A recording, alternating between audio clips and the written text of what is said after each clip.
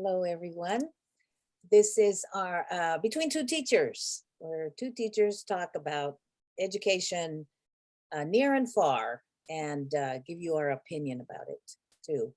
So today is Friday, March the 25th, and my name is Consuelo Lara. And my name is Madeline Cronenberg, and I'll begin as always with our land acknowledgement.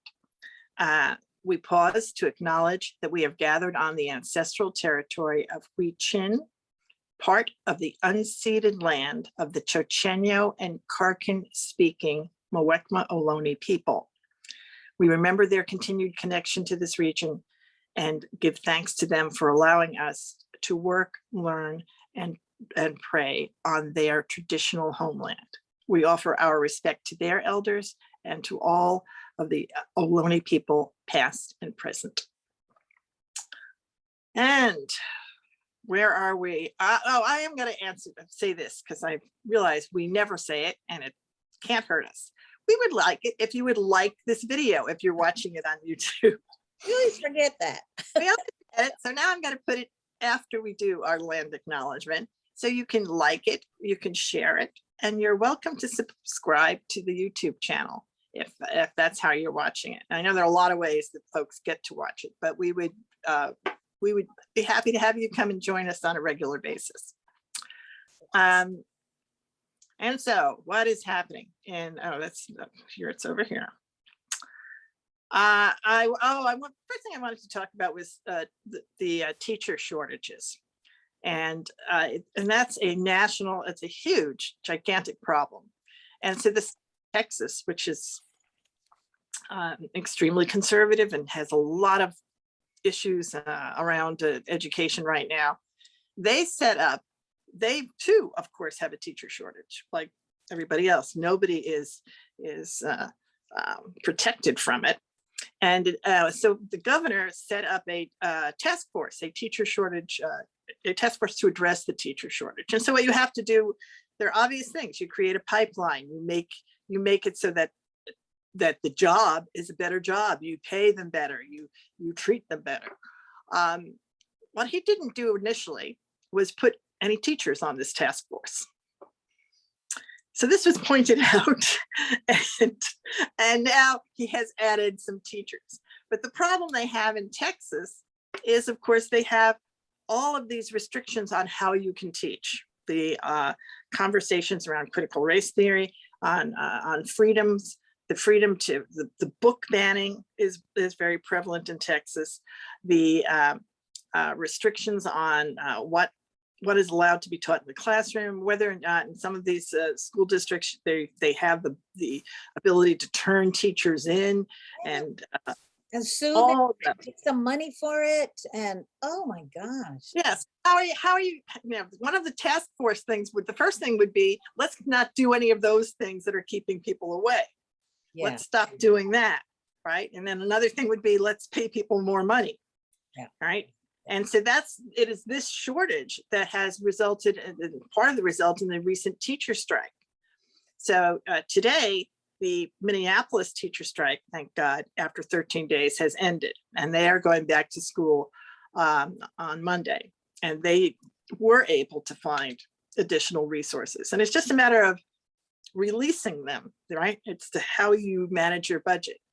They, so that Minneapolis has finished theirs. However, Sacramento City here in California, went on strike. They're on day 2 of their strike.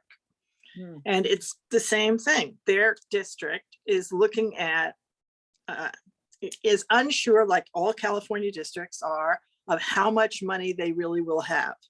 And there are bills in the legislature that will give them some, that they have hope that might pass, that would definitely give them a much larger pot. But it's guesswork right now, right? So I really think it's the fault of the legislature that people could, this is the political will. There could be political will to fix the funding issue so that people could make decisions. Yeah. And you wouldn't have 2 different sets of numbers, a conservative guess and a more liberal guess at how much you have. Yeah. And that's what causes all of the problems. Absolutely. There's no agreement on that. And there certainly is no agreement on just the profession itself and No. elevating it and paying people what they deserve and Yeah, all of the issues around the AP classes. So now, we talked about this before, AP has decided that if you restrict or change what you're teaching, like the Texas law that you don't teach anything, you don't teach any history that makes anybody feel uncomfortable. right. Unbelievable that somebody could even say that, right?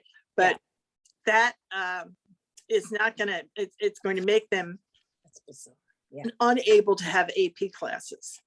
Sure. Yeah.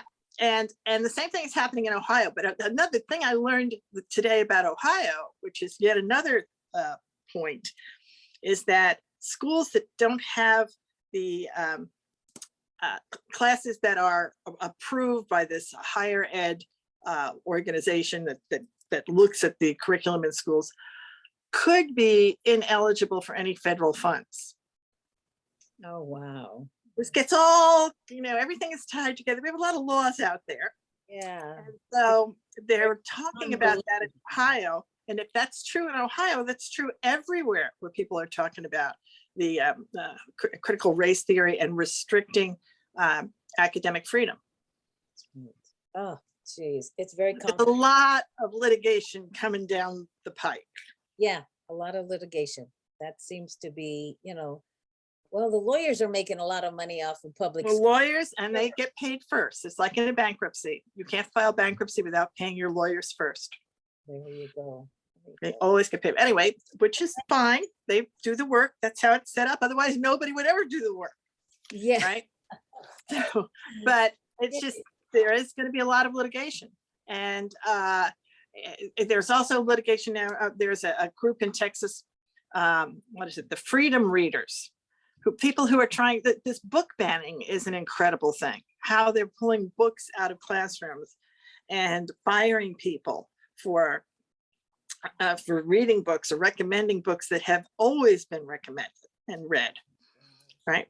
But that's all part of what's happening.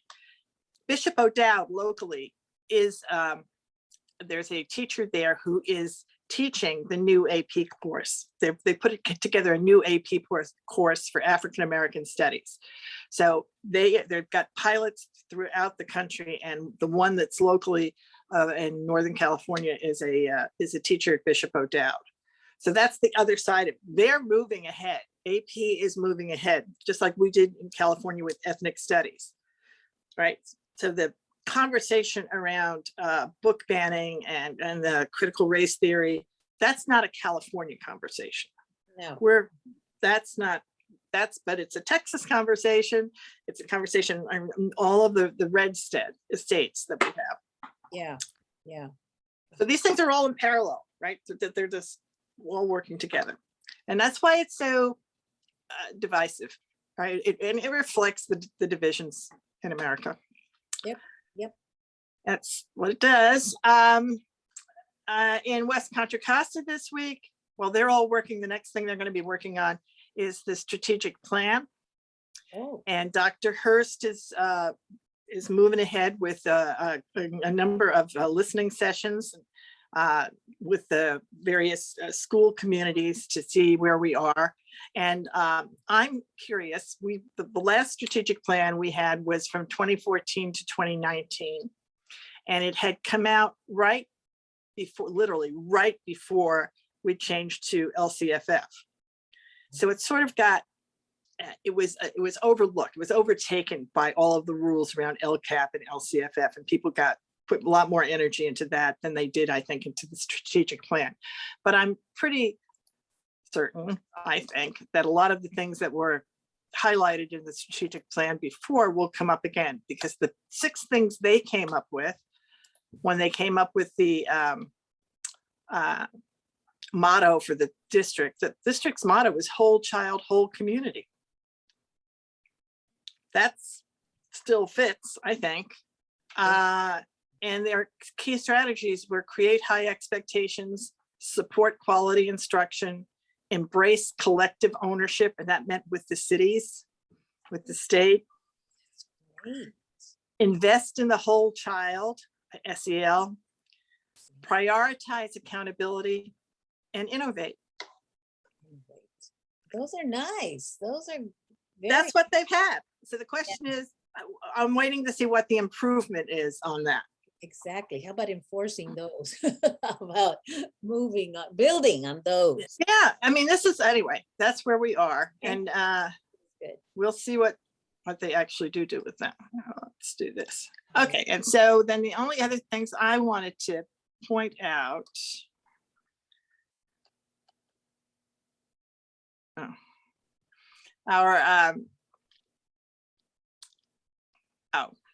This is interesting. Do you remember Marshall Tuck? Yes. Oh, yes. Southern California. And He ran against Tony Thurmond. yes, I do. I do remember. Well, he has reappeared. He Okay. has reappeared. I was very surprised to say we haven't heard from Mr. Tuck in a while, and Mr. Tuck has, taken a role in a charter business, and which is where he came from, and he continued. But Mr. Tuck is one of 3 finalists to become the superintendent in New Orleans. Wow. Now, the 3 finalists are Mr. Tuck and a gentleman from a consultancy group, which has worked here in our district, the MGT, an education consultant from MGT Consultancy, and a superintendent, the superintendent of Selma, Alabama. Oh, wow. Now, nobody from Louisiana is included in this. And they can do that, huh? You can do it. They did a national search. They had, however many people applied throughout the country. And they, of course, the thing is, they are an all charter school district, right? Yeah. Yeah. But So- what's interesting to me is that Mr. Tuck, of course, would have to relocate to Louisiana. Yeah. And his California roots. Anyway, he's obviously interested in moving on, and there's a lot of openings there. But those are the 3 finalists. So we'll know next week who is the winner in the. Yeah. Absolutely. Well, that's that. interesting. Yeah. He's Yeah, I mean, I was fascinated by that when I saw that. Just like the other movement was Brent Stevens. He's the superintendent in Berkeley, and he left to spend more time with his children. And he's going to spend that time while he's superintendent in Lafayette. Oh, Lafayette. Oh, all right. That's A little change for Mr. Stevens. yeah. All Yeah. right. So that's, so there are openings, but this is the time when openings, people start to be interviewed and openings start to get filled. That's right. So that's it for me. And tell us what's going on at the county. Well, at the county, it's funny you should bring up the strategic plan thing, because we're finally going to get a retreat on, let's see, when is our retreat? April 11th, Monday, April 11th. And we're finally going to be able to get together. I had mentioned about that county conference that I went to, Sacramento, and we learned all about CTE. One of the retired superintendents there, who has a million years of experience, said, when you get even one new board member, you have a new board. Right. And you should meet and just redo everything, your goals, your mission, your everything. You have a new board. And I thought, what a great, because you're supposed to be working as a unit. Right. If you get a new part of that unit, you gotta all come together. And so I've been asking for this since how long? I've been on almost a year and a half, I guess. So finally we're gonna do that. That's right. You haven't had any kind of a retreat, have you? For No, not really. whatever reason. Yeah, whatever reasons. So we're gonna look at our mission and our values and our, our strategic plan and priorities. The other thing that was mentioned at that conference was the superintendent and the board should not have separate goals. They should have the same goal. And I thought that's wonderful. And we have separate goals. And so hopefully we'll address that. At the Well, and that's an interesting conversation when the superintendent is not the employee of the board, right? When the Yeah. superintendent is an individually elected person. Yes. Right. Yes. So that's the, and that's the the tension that exists when you have a setup like that, right? And it's sort of unique that there's a person who runs the office and who is the person who really employs everybody in the office. Yeah. And the board has a very discrete set of things that you oversee, but of course you're responsible for general advocacy for everybody. Oh, yeah. And the thing that it speaks to me is, okay, we're almost like peers. Let's collaborate. Yes. Let's model good collaboration through Right. good governance, through collaboration, and be a model of that. And hopefully, we'll move in that direction. So I'm going to keep calling for that. So that's a cool thing.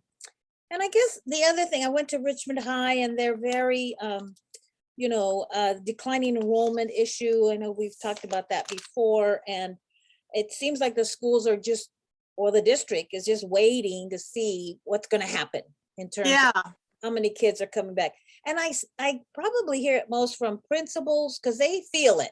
They feel it the most.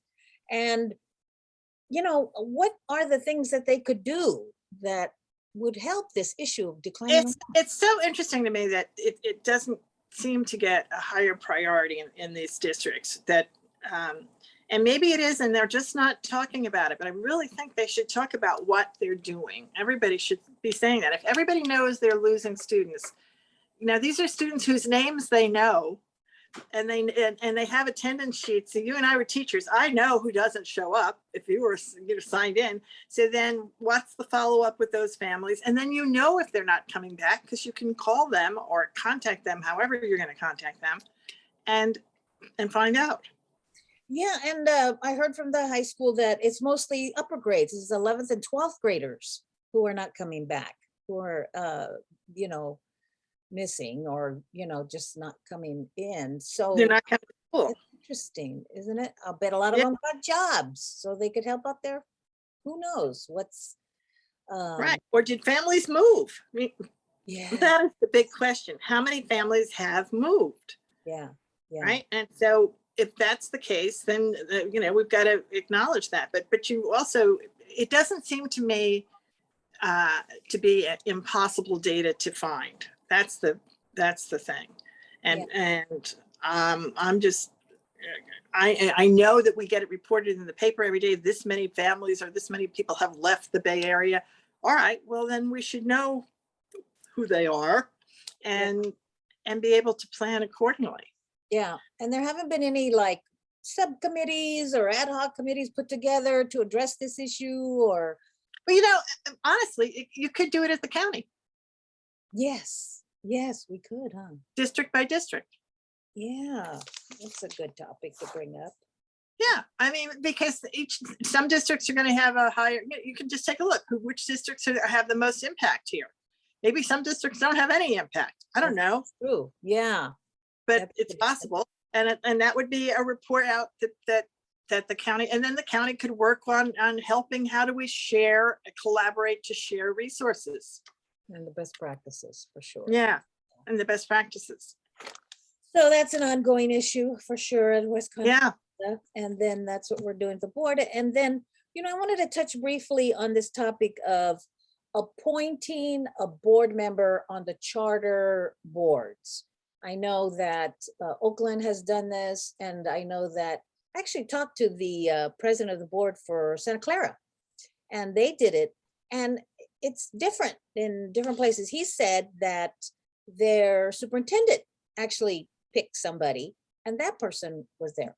So it's just depends on how you want to do it. And they picked a charter school that was having problems, and they said it improved by having somebody on there. Well, the purpose is to support them, right? I mean, Yeah. that's why it's in the California law Ed code. that the Ed code allows an authorizer to put somebody on the charter boards.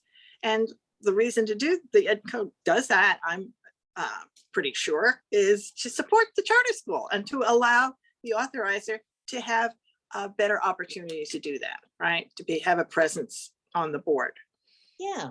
And that's a good thing. It really is. And there are charter boards that have asked for that to happen. Yes, yes. And in our, I've heard of boards that are struggling, or charter schools that are to get people to be on those boards. So Right. this is a way we could collaborate, or and help each other with that. So I'm just, thinking that that's a good thing to do. So those are all the positives. And then there are the negatives who say, oh no, don't do that because you open yourself up for lawsuits. That's what I hear a lot of, over and over and over again. And it's like, oh my gosh, we could all get sued. And I just don't understand. Well, okay, if I buy that and I say, oh, that's a possibility, well, then I'm thinking also that corporate charter schools must be very litigious people. And it makes me think that the assumptions are we are adversaries and not collaborators in the education of our children. And, it's not a good reason to even approve, charters in our school districts. So I don't know why. Well, it's interesting that that's the pushback, is that, uh-oh, you could get sued. So that's kind of my. Right. Well, this is it. You can get sued for anything. That's the bottom line, right there. Yeah. You're always at risk. And what you have as a remedy to that is you can have insurance policies that indemnify you. You have laws that indemnify public employees and electeds, so that there are remedies to that threat. And people just need to take a look at that and then understand why you wouldn't. So to me, when I think of this, I just think of, why wouldn't you want to put somebody, if you have the ability to do it, why wouldn't you try to add to every charter school's board, so that you give them that opportunity to have somebody additional who's there as a resource? Yeah. Oh, absolutely. Yeah. And like you say, I understand the city councils have protections about that. And so people get appointed. I mean, there are many thousands of people who are appointed by city councils, by county boards of supervisors, by all sorts of different public agencies to serve on a variety of committees and boards. And all of those folks are given, and you could always be sued, but there are also indemnifications brought into that. So there's nothing unusual about bringing in community members, right? Yeah. Citizens bond oversight committees. There are many citizens parcel tax oversight committees. There are many citizen committees and citizen participation. Yeah. Yeah. It's a best practice, really. I think it is the best practices, for sure. Okay. Well. Okay. Are we ready for a shout out? Oh, sure. Go ahead. Okay. I'm going to shout out to the, first of all, the Oakland, every once in a while, go back to Oakland. Oakland had a board meeting the other night that started at its regular time, I guess at 5:30 or 6, and ended at 3:11 a.m. in the morning. No, oh my gosh. And the topic was? Many topics. There were many topics. Of course. But among what they did, which was really something unusual that I will just tell you, I've never seen this before in the world of board meetings. They had a regular board meeting, and then they agendized a second board meeting after it, a special board meeting to follow the original board meeting and to begin at 10 p.m. Oh, wow. So basically they had two board meetings. Mm-hmm.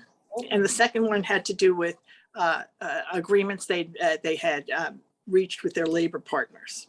Oh. Right. And so I'm sure there was a timeline involved. I'm sure there is a story, but still, anyway. Wow. They get an award for an 11-hour meeting. They had an 11 meeting. They get the award. They get that.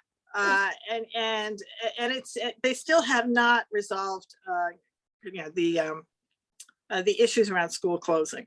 So they are still organizing, and so this week or tomorrow there's going to be an event in East Oakland Schools Under Attack. That's the title of it. They're going to have an event in East Oakland to show their strength in trying to save and keep their schools open. I don't know how where it is, whether there is litigation around that. I think there had been at some point. It's a very, once again, they have the same issues around how much money they're going to have. They had a conversation, part of their conversations was how they were going to give out property, whether there's more property going to charter schools. They still have a big percentage of their students in charter schools. Some of those charter schools are growing, and their schools are shrinking. So you've got this tension between the two. But I just want to applaud their board for working. I don't know that it was the greatest organization of how they did it. And I'm not sure that, I think there are questions about the access to this meeting.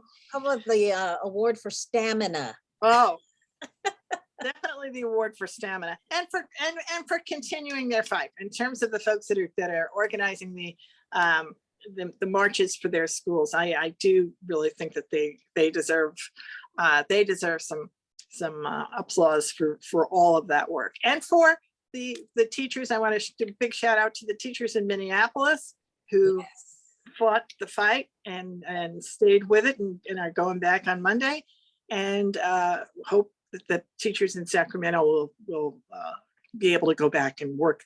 Apparently the district's not talking to them right now, which is, I can't believe that. But anyway. We'll watch them and we'll report next week. Absolutely. Absolutely. So the good news is that, Minneapolis is back. Minneapolis came to their conclusion. Okay. So that's it for this week. We'll see you next week on Between Two Teachers. Bye, everybody.